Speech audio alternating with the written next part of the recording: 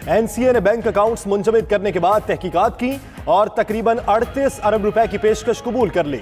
रकम और असासे रियासत पाकिस्तान को मुंतकिल किए जाएंगे।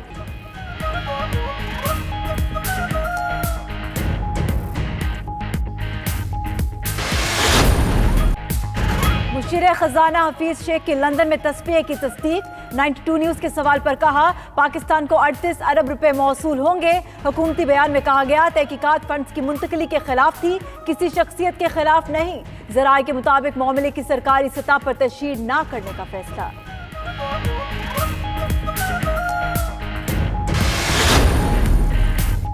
बरतानवी नेशनल क्राइम एजेंसी और पाकिस्तान की मारूफ कारोबारी शख्सियत के दरमियान 190 मिलियन पाउंड के तस्फिये पर प्रॉपर्टी टाइकून मलिक रियाज का रद्द अमल सामने आ गया।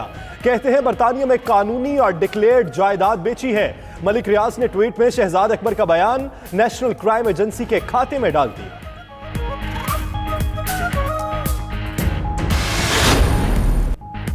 शहबाज शरीफ नैब के निशाने पर आ गए। तमाम जायदादें मुंजमद। सलमान शहबाज और नुसरत की जायदादें भी मुंजमद कर दी गई। मॉडल टाउन के घर, मुख्तलिफ मकामात पर प्लॉट्स, हरीपुर की जमीन और डूंगा गली के लॉजेस शामिल। एहसन इकबाल कहते हैं शहबाज शरीफ की डिक्लेयर असासों को सील करके हुकूमत ने इंतकामी कार्रवाई की।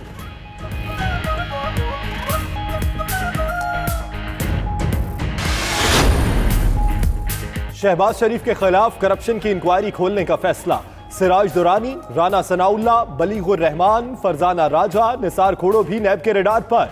एग्जीक्यूटिव बोर्ड ने 6 करप्शन रेफरेंसेस की मंजूरी दे दी। शाहिद खाकान अब्बासी समेत 9 मुल्जिमान के खिलाफ LNG रेफरेंस दायर। लीगी दौर के PHA मंसूबों पर नैब का कमीशन कायम।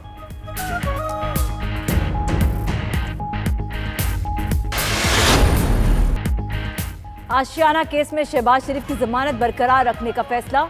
चीफ जस्टिस ने नाम लिए बगैर रिमार्क्स दिए कि केस का मुल्जिम अजीब है। खुद आशियाना स्कीम की तहकीकात के लिए कमेटी बनाता है, फिर तहकीक के लिए केस इंसदादे बदउनवानी को भिजवाता है। इस केस में शहबाज शरीफ अच्छे इंसान लग रहे हैं।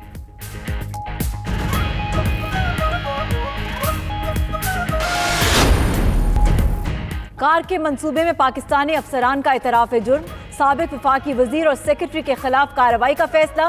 गैर मुल्कियों के खिलाफ कोई एक्शन नहीं होगा। सेटलमेंट मुआहदा काबीना में पेश। इजलास में आर्मी एक्ट में तरमीम पर मुशावरत।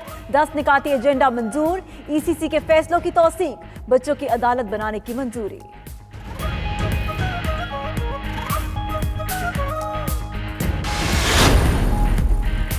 5 माह के दौरान पेट्रोल महंगा नहीं किया। मुशीर खजाना हफीज शेख का दावा। कहते हैं आलमी मार्केट के हिसाब से पेट्रोल 25 पैसे फी लीटर सस्ता किया। इस वक्त भी आवाम को रिलीफ दिया जा रहा है। सेहत कार्ड, वज़ाइफ मिल रहे हैं। यूटिलिटी स्टोर्स पर 6 अरब रुपए की सब्सिडी दी गई। चाहते हैं रोजगार के मौके बढ़ाए जाएं।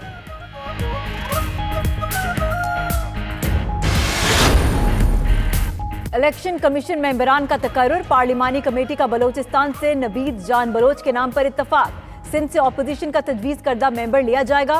पीपल्स पार्टी और नून लीग मुत्तफिक ना हो सके। शीरी मजारी कहती हैं इजलास कल दोबारा होगा। परवेज अशरफ बोले इत्तफाक राय की तरफ बढ़ रहे हैं। कल असेंबली इजलास से कबल फैसला हो जाएगा।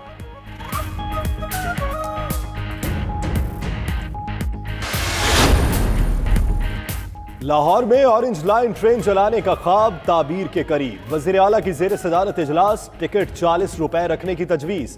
हुकूमत सालाना 6 अरब रुपए की सब्सिडी देगी।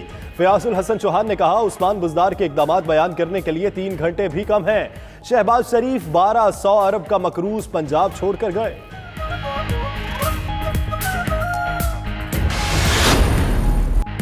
बॉलिंग कोच का बदतरीन कारकर्दगी के बावजूद नौजवान खिलाड़ियों पर एतमाद। कहते हैं 1-2 मैचेस खिलाकर किसी को बाहर नहीं निकाला जा सकता। साल का अरसा दिया तो बेहतरीन नताइज मिलेंगे। यही लड़के मुस्तकबिल का असासा हैं। चीफ सेलेक्टर मिसबाउल हक बोले सीनियर खिलाड़ियों की परफॉर्मेंस हमारे लिए तशवीश का बाइस है।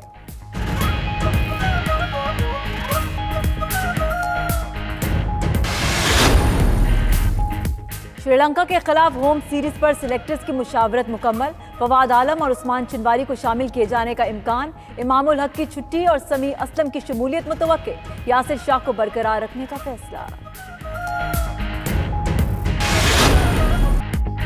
काठमांडू में जारी साउथ एशियन गेम्स में पाकिस्तानी खिलाड़ियों की शानदार परफॉर्मेंस। پاکستان نے مختلف کھیلوں میں مجموعی طور پر 21 تمغے اپنے نام کر لیے.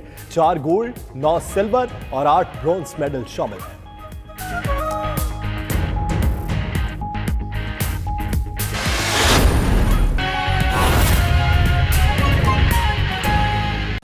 خصوصی طور پہ پاکستان کے ایکسپورٹس جو ہیں وہ بڑھنا شروع ہوئے ہیں، جو کہ پچھلے 5 سال میں بالکل 0% بڑھے.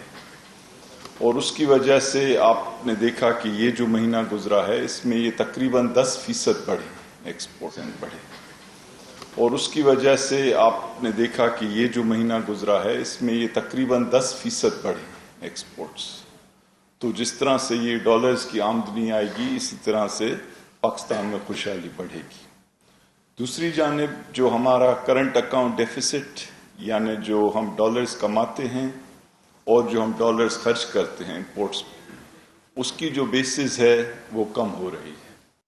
اور یہ کرنٹ اکاؤنٹ ڈیفیسٹ پچھلے سال کوئی 35% کم کیا گیا، اور ابھی جو یہ 5 مہینے گزرے ہیں اس میں اس کی کمی کی رفتار پہلے سے بھی زیادہ ہے. اب آپ آ جائیں کہ مالی جو خسارہ تھا اس کو کیسے کنٹرول کیا گیا ہے. پچھلے 5 مہینوں میں جو مالی خسارہ ایک طرح سے پہلے سالوں کے مقابلے میں نہ صرف یہ کہ کم کیا گیا بلکہ اگر انٹرسٹ پیمنٹس کو ہٹا دیں اس میں سے تو یہ پہلی بار سرپلس میں گیا. اور ان تمام چیزوں کی وجہ سے کہ مالی خسارہ بھی کم ہو رہا ہے، تجارتی خسارہ بھی کم ہو رہا ہے، ایکسچینج ریٹ میں بھی استحکام ہے، جو پورٹ فولیو انویسٹمنٹ ہے وہ بھی بڑھ رہی ہے، FDI یعنی فارن انویسٹمنٹ بھی بڑھ رہی ہے. اور ان تمام چیزوں کی وجہ سے جو بین الاقوامی ادارے ہیں وہ پاکستان کے بارے میں کیا کہہ رہے ہیں یہ میں آپ سے اور اپنی پبلک سے شیئر کرنا چاہتا ہوں.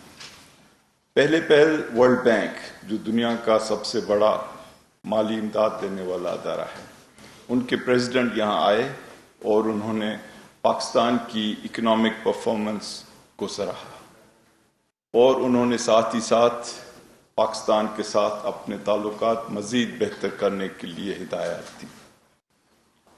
دوسرا نمبر ایشین ڈیولپمنٹ بینک جو کہ پاکستان کا اس وقت ایک سب سے بڑا جس کے ساتھ ہمارا معاشی طور پہ تعلق ہے، اس نے خصوصی طور پہ پاکستان کی پرفارمنس کو بہتر جان کر اپنی جو پروگرام تھی اس میں کوئی 3 ارب کا اضافہ کیا، $3 ارب کا. اور خصوصی انہوں نے انسٹرومنٹس بنائے کہ پاکستان کو زیادہ کیسے مالی امداد دی جائے. تیسرا نمبر IMF. آپ کو پتہ ہے کہ IMF دنیا کا سب سے بڑا مالی ادارہ سمجھا جاتا ہے، اور اس کا بنیادی کام یہ ہے کہ وہ تمام دنیا کے ممالک کے بارے میں، ان کی معیشت کے بارے میں اپنی رائے رکھے. تو IMF کی ٹیم یہاں پر آئی اور انہوں نے پاکستان کی جو اقتصادی کارکردگی ہے اس کو دیکھا، اور انہوں نے کہا کہ پاکستان نے جو بھی ہمارے ساتھ وعدے کیے تھے اور جو بھی ان کے ساتھ اگریمنٹس تھی وہ بہت بخوبی جو ہے پوری کی. اور انہوں نے ساتھ ہی ساتھ اپنی بورڈ کو ریکمینڈ کیا کہ پاکستان کو جو قرض کی جو دوسری قسط ہے وہ فوری طور پہ دی جائے، جو کہ $500 ملین کی ہوگی. چوتھی چیز جو بہت اہم ہے جس کی وجہ سے یہ پریس کانفرنس بھی ہم کر رہے ہیں وہ یہ ہے کہ دنیا کا ایک ادارہ ہے جس کا نام ہے موڈیز. اور یہ موڈیز کا جو ادارہ ہے اس کا کام بنیادی طور پہ صرف یہ ہے کہ وہ بتائے کہ کون سے ملک اقتصادی طور پہ کس جگہ کھڑے ہیں. اور انہوں نے کل ہی پاکستان کے بارے میں اپنی رپورٹ جاری کی ہے، اور اس میں انہوں نے پاکستان کی جو ریٹنگ ہے، پاکستان کا جو جج کرنے کا طریقہ ہے، اس میں اس کو نیگیٹو سے اسٹیبل قرار دیا ہے.